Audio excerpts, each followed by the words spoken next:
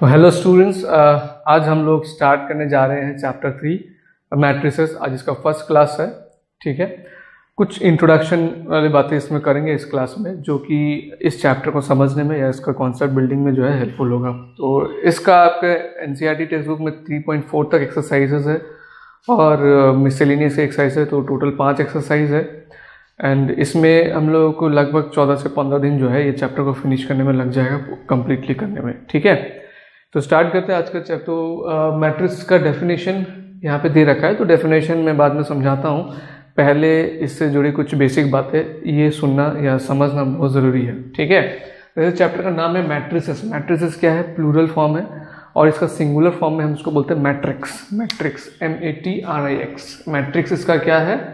Singular form है, ये ध्यान रखना है। जब हम लोग मैट्रिक्स बोल रहे हैं दैट मीन्स एक मैट्रिक्स का बात कर रहे हैं, और मैट्रिसेस का बात कर रहे हैं मतलब एक से ज़्यादा, प्लूरल फॉर्म में। ठीक है, ना इसमें एक ये मैट्रिक्स का जो है ये आया कहाँ से? मैथमेटिक्स में ये आया कहाँ से? अगर इसकी बात करें तो मैट्रिक्स का इवोल्यूशन जो है ये तब हुआ जब एक्सपर्ट्स या मैथमेटिशियंस कोई आसान या सिंपल प्रोसेस ढूंढ रहे थे। किसको सॉल्व करने के लिए? सिस्टम ऑफ लीनियर इक्वेशंस को सॉल्व करने के लिए। आपने linear equation in 2 variables solve किया हुआ है क्लास 10 में, उसका एक मेथड होता है।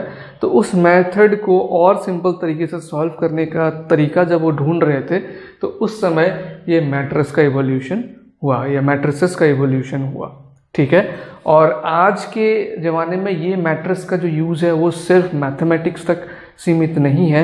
ये मैनेजमेंट की स्टडीज़, इकोनॉमिक्स, साइकोलॉजी, ठीक है, एंड साइंस, कई सारे सेक्टर में जो है इसका इस्तेमाल किया जाता है। सेल्स एंड मार्केटिंग बोल लीजिए, कॉस्ट बोल लीजिए, या फिर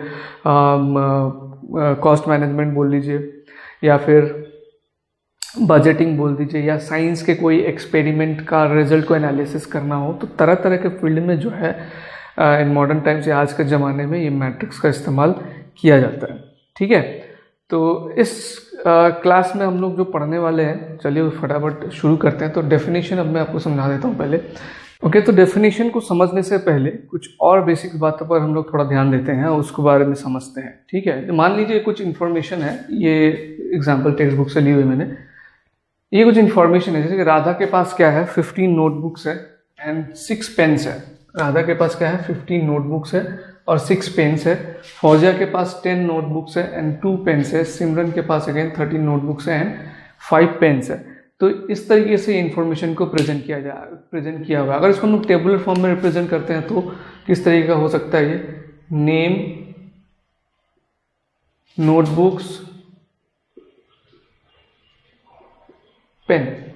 ठीक है, तो नेम में हम लोग लिखेंगे राधा, फौजिया और सिमरन। नोटबुक के नीचे राधा के पास जितना नोटबुक है वो लिख देते हैं, फौजिया के पास जितना है वो लिख देते हैं, सिमरन के पास जितना नोटबुक है वो लिख देते हैं। एंड पेन जिसके पास जितना है 6, 2 एंड 5। तो दोनों जो इन्फॉर्मेशन हम लोग प्रेजेंट कर रहे हैं, ये दोनों में कौन सा बेटर, दोनों करेक्ट तरीका है, कौन सा बेटर या फिर इजी तरीका है, जिसमें से सिंपल बोल सकते हैं, सिंपल तरीका है जिसमें से आप इन्फॉर्मेशन इजीली ग्रैब कर पा रहे हैं। तो एट अ ग्लांस अगर आपको इन्फॉर्मेशन कैप्चर करना हो तो आप बता सकते हैं कि ये वाला जो टेबुलर रिप्रेजेंटेशन है, ये एट अ ग्लांस मतलब देखते ही इसमें से हम लोग जल्दी इन्फॉर्मेशन को ग्रैब कर पा रहे हैं, और इसमें से भी कर पा रहे हैं, लेकिन इसको पहले पढ़ना पड़ रहा है पूरा। जबकि यहाँ पर क्या पता चल रहा है? ये नेम है, ये नोटबुक है, पेन है। तो राधा के पास 15 नोटबुक और 6 पेन है, फौजिया के पास 10 नोटबुक और 2 पेन है, सिमरन के पास 13 नोटबुक और 5 पेन है। और सिंपल तरीके से अगर हम लोग इसको रिप्रेजेंट करना चाहे तो हम क्या कर सकते हैं? इसको भी हटा देते हैं, केवल इस चीज़ को लिखते हैं एक रेक्टेंगुलर शेप के अंदर पे 15, 10, 13, इधर पे 6, 2 एंड 5। ठीक है, और हमको ये पता होना चाहिए कि ये नोटबुक है और ये पेन है। ठीक है, फर्स्ट वाला रो किसके लिए है? राधा के लिए है।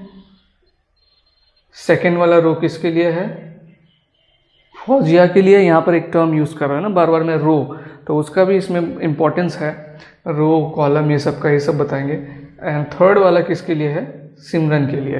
तो ये 3 अलग अलग तरीके हैं।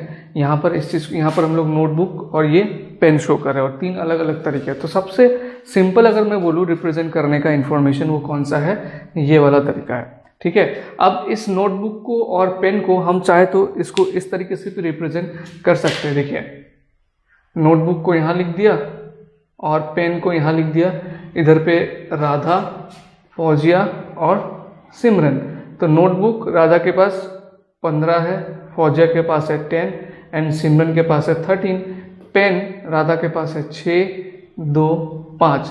और इन दैट केस इसको फिर अगर इस तरीके से रिप्रेजेंट करें, इस तरीके से, तो ये क्या आएगा 15, 10, 13, 6, 2, 5। तो यहाँ पर ये आपका हो जा रहा है, ये पेन हो जा रहा है और ये हो जा रहा है नोटबुक। ये राधा का है, ये फौजिया का, ये सिमरन का है। तो यहाँ पर कंपेयर करने से ये दिखेगा कि ये जो तरीका है ये ज़्यादा सिंपल मालूम पड़ता है ये दोनों तरीक़ों से। ठीक है, और ये जो रिप्रेजेंट करने का तरीका है इसी को हम लोग बोलते हैं क्या, मैट्रिक्स। ये जो तरीका है इसी को हम लोग बोलते हैं मैट्रिक्स। नाउ डेफिनेशन पे आ जाइए, क्या बोला है डेफिनेशन में, a matrix is an ordered rectangular array of numbers और फंक्शन। ध्यान रखना ऑर्डर्ड, ठीक है। ये देखो मैंने ऑर्डर्ड में ही रखा है, नोटबुक एंड पेन। ऐसा नहीं कि राधा का नोटबुक के साथ मैंने फौजिया का पेन का कॉम्बिनेशन रखा है, या फिर सिमरन के नोटबुक के साथ राधा का पेन का कॉम्बिनेशन है। राधा का नोटबुक राधा का ही पेन है, फौजिया का नोटबुक और फौजिया का ही पेन है, सिमरन का नोटबुक एंड सिमरन का ही पेन है। इसमें एक और ऑर्डर का बात ध्यान रखना है कि अगर मैंने राधा के लिए नोटबुक को पहले रखा है तो बाकियों के लिए भी नोटबुक ही पहले है, पेन बाद में है। अगर मैंने पेन को पहले रखा होता तो सबका ही पेन मुझे पहले रखना पड़ता और नोटबुक जो है बाद में रखना पड़ता। तो इसका मतलब इस चीज़ में ध्यान देना, ये क्या है, ऑर्डर्ड है। ठीक है, एंड रेक्टेंगुलर एरे, रेक्टेंगुलर आपको दिख रहा है, एरे मीन्स अरेंजमेंट, रेक्टेंगुलर आपको दिख रहा है, ये जो शेप बना है ये क्या है, रेक्टेंगुलर शेप बना है। एंड ये क्या है, किस चीज़ का ऑर्डर्ड रेक्टेंगुलर अरेंजमेंट है, नंबर्स या फिर फंक्शन का। तो यहाँ पर जो मैंने डाले हैं ये या तो नंबर हो सकते हैं या फिर ये फंक्शन हो सकते हैं। ठीक है, और इसके अंदर पे ये जो रेक्टेंगुलर अरेंजमेंट है इसके अंदर पे जो भी नंबर या फंक्शन होंगे इनको क्या कहा जाएगा, इनको कहा जाएगा एलिमेंट्स। इनको क्या कहा जाएगा, एलिमेंट्स। द नंबर और फंक्शंस आर कॉल्ड एलिमेंट्स और एंट्रीज ऑफ द मैट्रिक्स। ठीक है, तो ये कुछ एग्जाम्पल आपके सामने दिए गए। ध्यान रखना मैट्रिक्स के अंदर पे जो एलिमेंट्स है ये नंबर हो सकते हैं, ये फंक्शन हो सकते हैं। ये जो नंबर है ये रियल भी हो सकता है एंड इमेजिनरी भी हो सकता है। जो आयोटा वाले नंबर्स होते हैं, कॉम्प्लेक्स नंबर चैप्टर में पढ़ा है आपने, वो भी हो सकता है। ठीक है, लेकिन हमारे सिलेबस में अभी क्लास 12 में जो हम पढ़ेंगे वो हम आयोटा वाले नंबर्स को लेकर नहीं पढ़ेंगे हम। तो देखो कुछ एग्जाम्पल्स यहाँ पर दिए हुए हैं मैट्रिसेस का, और मैट्रिसेस को रिप्रेजेंट करते हैं जैसे सेट को रिप्रेजेंट करते हैं कैपिटल लेटर से,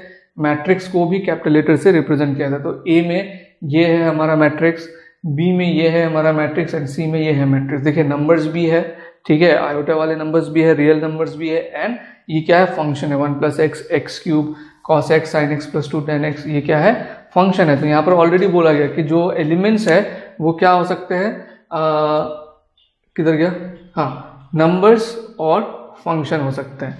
ठीक है, जो इसके अंदर जो अरेंजमेंट होगा वो किस चीज़ का होगा, या तो नंबर्स का होगा या तो फंक्शन का होगा। एंड व्हेन वी से नंबर्स, तो सभी तरह के नंबर इसमें। ठीक है, तो ये हो गया आपका मैट्रिक्स का डेफिनेशन। नाउ मैट्रिक्स का हर एक पार्ट्स को समझिए। ठीक है, तो ये है एक सैंपल, मैंने मैट्रिक्स ले लिया है। सपोज A = है ये मैट्रिक्स। तो ये मैट्रिक्स को रिप्रेजेंट करने के लिए जो रेक्टेंगुलर शेप है, पूरा रेक्टेंगल नहीं बनाते हम क्या करते हैं, बिग ब्रैकेट का इस्तेमाल करते हैं। ठीक है, और इसमें ये जो ऊपर से नीचे की तरफ आ रहा है इसको हम लोग क्या बोलते हैं, कॉलम बोलते हैं। इसको क्या बोलते हैं, कॉलम, COLUMN। ठीक है, तो ये हो गया कॉलम 1 और ये क्या हो गया, कॉलम 2। इस तरीके से और भी कॉलम्स हो सकते हैं। और इसको क्या कहते हैं, ये जो हॉरिजॉन्टल वाला है इसको बोलते हैं रो। रो 1, रो 2, रो 3। एंड हर एक इसमें जो भी नंबर्स है हर एक को क्या कहते हैं, अभी अभी बताया था, हर एक को कहते हैं एलिमेंट। ठीक है, और अगर ये इस तरीके का हो 15, 10, 13, 6, 2, 5, तो इसको देख के जरा बताइए इसमें कॉलम कितना है, रो कितना है। तो यहाँ से देख के पता चल रहा है ये कॉलम है, ठीक है। कॉलम हमेशा ध्यान रखना, कॉलम रो में कंफ्यूज हो जाता है बच्चे। कॉलम पिलर्स, जो घर के पिलर होते हैं ना लंबा लंबा सीधे सीधे, तो वो होता है कॉलम, ठीक है। और फ्लोर क्या होता है? फ्लोर होता है रो, फ्लोर सोया हुआ, जैसे आप सोते हैं तो किस तरीके का हो जाता है? पैरेलल टू अर्थ हो जाता है, ठीक है, तो वो हो जाता है रो। पैरेलल टू अर्थ वाले जो कॉलम होगा, ये मैं सेम एग्जांपल इसलिए ले रहा हूँ कि यहाँ पर 15, 10, 13 इसको मैंने कॉलम बताया था, तो जब मैं इसको चेंज करके 15, 10, 13 ऐसे ले रहा हूँ, तो ये जो कॉलम है ये एक्चुअली रो में कन्वर्ट हो गया है, ठीक है। तो कॉलम या रो हम किसके ऊपर डिसाइड करेंगे? अगर वर्टिकल में है तो कॉलम, जैसे ये वर्टिकल में है, ये कॉलम है, और हॉरिजॉन्टल में है तो वो क्या होगा? वो होगा रो। ध्यान रखना, वर्टिकल होने से वर्टिकल कॉलम एंड हॉरिजॉन्टल होने से रो। तो इसका ये कॉलम हो गया और ये हो गया इसका रो। इसमें जैसे 2 कॉलम थे, इसमें कितना कॉलम है? 3 कॉलम है। और इसमें जैसे 3 रो था, इसमें 2 क्या है? रो है, ठीक है। तो मैट्रिक्स हमने समझ लिया, बहुत ही सिंपल सा चीज है, ठीक है। रेक्टेंगुलर रिप्रेजेंटेशन है। चलो 2-3 मैट्रिक्स और यहाँ लिख लेते हैं हम। 2, 3, 4, 5, 6, 7। A is equal to this, B is equal to A, B, C, D, E, F and C। एक और मैट्रिक्स ले लेते हैं, A, B, C, D, E, F, G, H, P, Q, R, P, Q, R, S, ठीक है। तो ये आप समझ गए कि इसके अंदर वाले को एलिमेंट बोलते हैं, ये वाला रो हो गया, और सॉरी ये वाला कॉलम हो गया, और ये हो गया रो। इसको कैपिटल लेटर से रिप्रेजेंट करता है, और ये एक अरेंजमेंट है किसमें? एक रेक्टेंगुलर शेप के अंदर पे। नाउ तो ऑर्डर ऑफ मैट्रिक्स इसे कहते हैं, ठीक है। ऑर्डर ऑफ मैट्रिक्स, डेफिनेशन यहाँ पे दिया हुआ है, डेफिनेशन देखिए। ऑर्डर ऑफ मैट्रिक्स में हम लोग किस चीज़ को ध्यान में देते हैं? हम लोग ध्यान देते हैं कि रोज कितना है और कॉलम कितना है। चलो आ जाओ, इसमें आ जाओ। तो यहाँ पर मैंने रो कॉलम पहचाना सिखा दिया। यहाँ पे रो कितना है?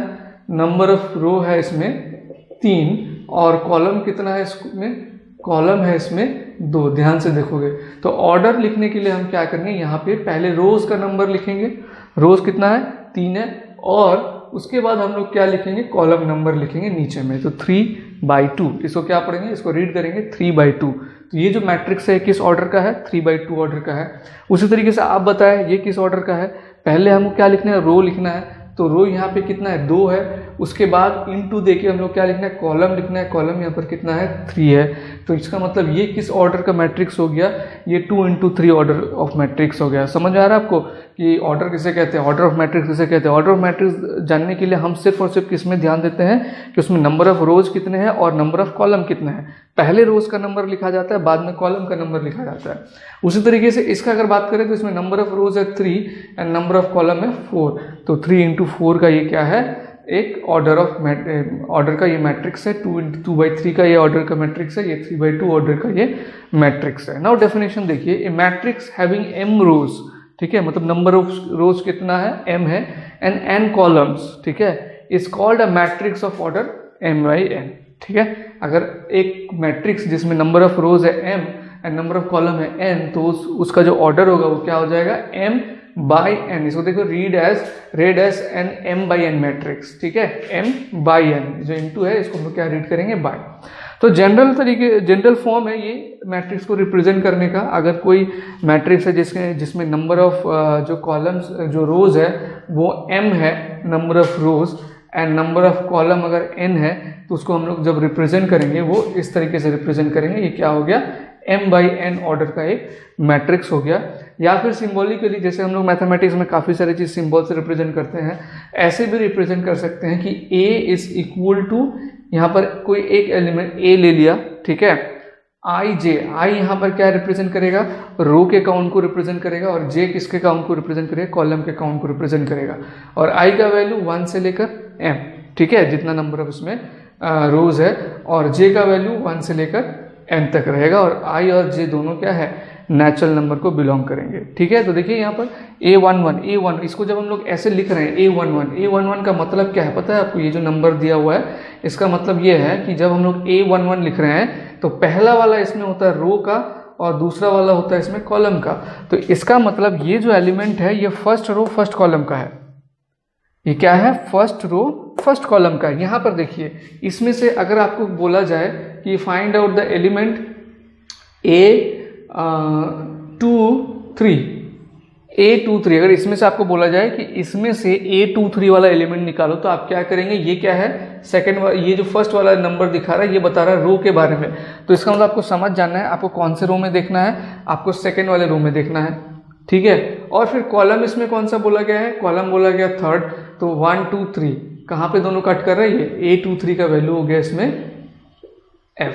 ठीक है, उस तरीके से ये जो नंबर दिया हुआ है ये नंबर से नीचे जो दिया हुआ है ये 12 नहीं है, ये 13 नहीं है, ये क्या है? A12 का मतलब है कि रो 1 और कॉलम 2 में है। A13 का मतलब है कि रो 1 एंड कॉलम 3 में है।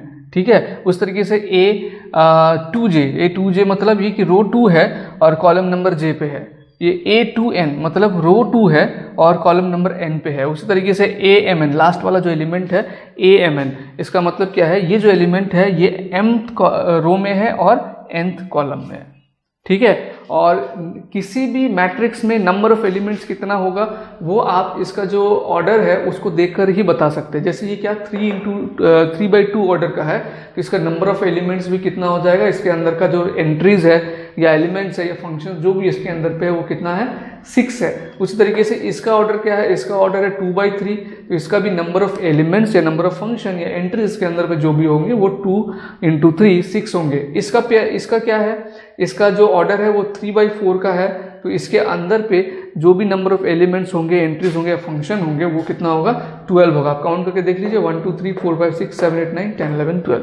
उसी तरीके से अगर कोई मैट्रिक्स 8/2 ऑर्डर का होता है तो उसका मतलब उसके अंदर पे जो नंबर ऑफ एलिमेंट्स है वो 8 × 2 16। कोई मैट्रिक्स अगर 4/4 का होता है तो उसके अंदर का जो एलिमेंट्स है काउंट है वो 16। ठीक है, इस चीज़ का ध्यान रखना। तो ये बेसिक चीज़ है कि what is matrix, order of matrix कैसा है, रो क्या होता है, कॉलम क्या होता है, जनरल फॉर्म में अगर लिखा जाए तो उसका क्या मतलब है, अगर A53 लिखा है कहीं पर तो इसका क्या मतलब है, ये सारा चीज़ बेसिक्स में आता है, इसका फंडामेंटल्स में आता है।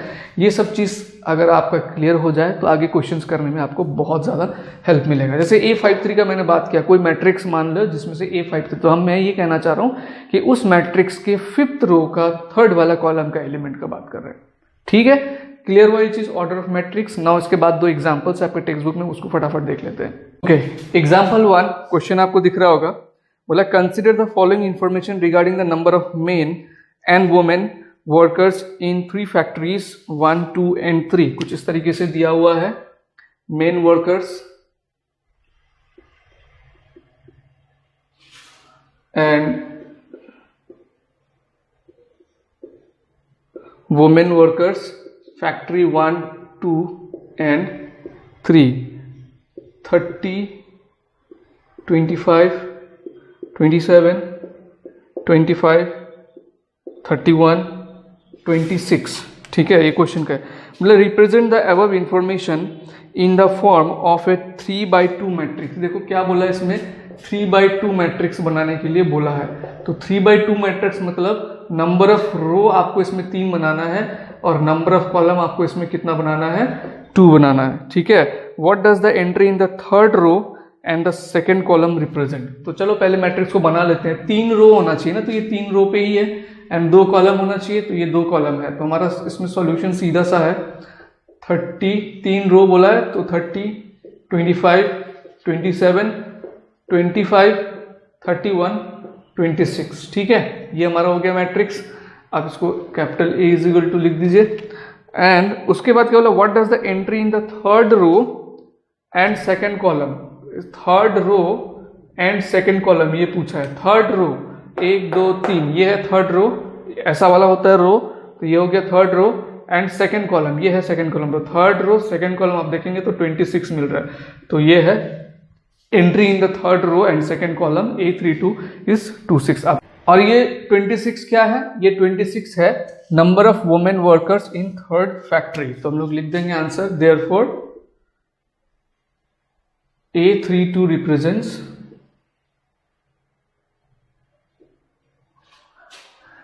number of